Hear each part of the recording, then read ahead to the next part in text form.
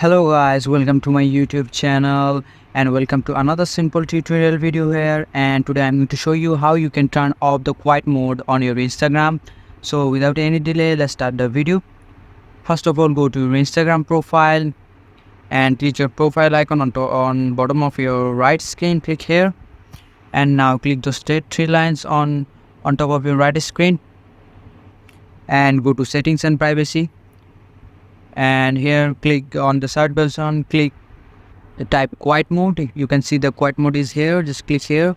As you can see, my quiet mode is turned on from 11 to 7 a.m. That means I won't get any notification on message notification from 11 p.m. to 7 p.m. And to turn this off, just click here and click turn off quiet mode here. Just click here.